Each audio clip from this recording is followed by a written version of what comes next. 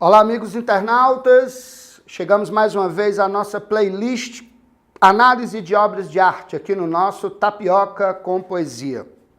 Hoje nós vamos conversar sobre uma das obras mais importantes do movimento barroco no mundo, né? No Ocidente. Estamos falando da grande e monumental obra O Enterro do Conde de Orgaz, pintada pelo grande mestre El Greco, no ano de 1586, 1587. Esta obra monumental tem 4,80 metros de altura por 3,60 metros de largura, está exposta hoje na igreja de São Tomé, em Toledo, na Espanha. Observe que esta monumental obra, ela apresenta na sua essência de composição uma dicotomia que ilustra as muitas dicotomias presentes na estética barroca. Quero chamar a atenção de vocês para o fato de que a obra está didaticamente dividida em 2 planos. Num primeiro momento, nós vemos na altura das cabeças dos nobres para baixo o plano terreno, e da altura da cabeça dos nobres, como uma linha divisória para cima, nós vemos o plano celestial.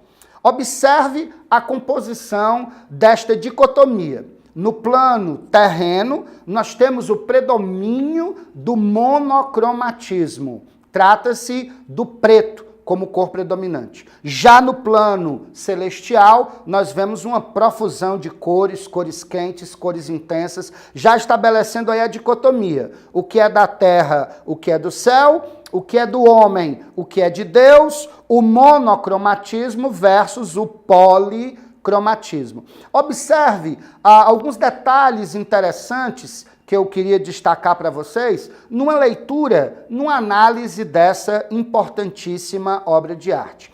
Vamos começar aqui observando neste canto inferior a presença de um menino que aponta para o quadro e como que, quebrando a 4ª parede da arte, dialoga com o observador, dialoga com o espectador, como se estivesse explicando para nós observadores a essência deste quadro.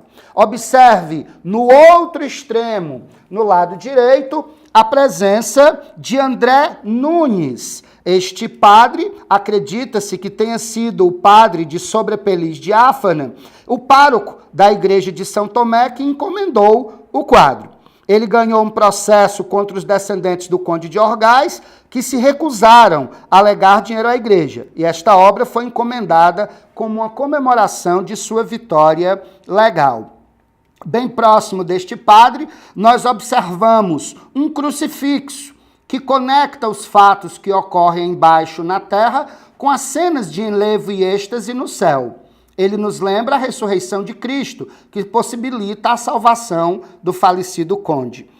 Transportando o corpo do Conde de Orgaz, nós vemos 2 figuras extremamente importantes e marcantes da história da Igreja Católica. A primeira delas é Santo Estevão, que foi o primeiro mártir cristão, e em seu glorioso manto dourado há um painel mostrando uma detalhada imagem de seu martírio. Ele morreu apedrejado por uma multidão irada. E no detalhe deste quadro vê-se a cena do apedrejamento. No outro lado, segurando as costas e os braços do conde, nós vemos a figura de Santo Agostinho, que usa finos mantos decorados com imagens de santos. Podemos reconhecê-lo por sua mitra de bispo. Ele tinha um intenso fervor religioso e foi o grande teólogo dos primórdios da igreja. Nesse outro extremo, próximo à criança que nos apresenta o quadro, nós vemos 2 monges conversando, um deles numa atitude de reflexão, que repete a pose do padre que lê a Bíblia, do lado oposto. Aqui no plano celestial, gostaria de destacar ao centro a alma do Conde de Orgaz, carregada por um anjo, né, rumo aos céus. À esquerda, nós vemos a imagem da Virgem Mãe, que senta-se à direita de um radioso Cristo. Ela se inclina para baixo para receber a alma do conde. No canto oposto à imagem de Maria, vemos São João Batista, que está à esquerda de Cristo e faz um gesto eloquente para ele. O corpo do Batista parece formado da mesma matéria translúcida das nuvens.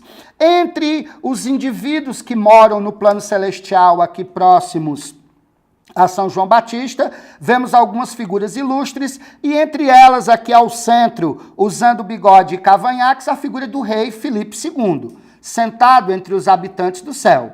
O ideal de Filipe era criar uma Europa católica sob a liderança espanhola, porém nunca realizou seu intento. 2 anos antes da encomenda deste quadro, Filipe enviou sua armada numa desastrosa expedição contra a marinha da Rainha Elizabeth I da Inglaterra, que era protestante. E o último detalhe que eu gostaria de destacar neste quadro é exatamente aqui, atrás da imagem de Maria, São Pedro, segurando as chaves do reino dos céus, cujos portões abriu para receber a alma do grandioso conde de Orgaz.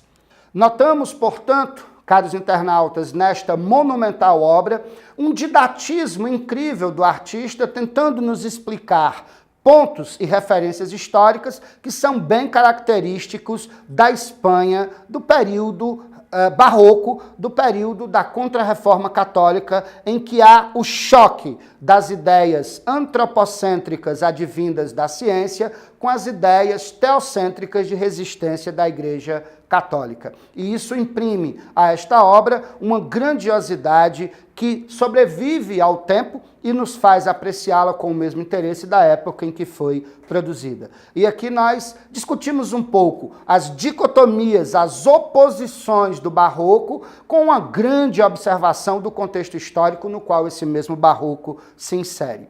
Um fortíssimo abraço, caros internautas, e até o nosso próximo encontro.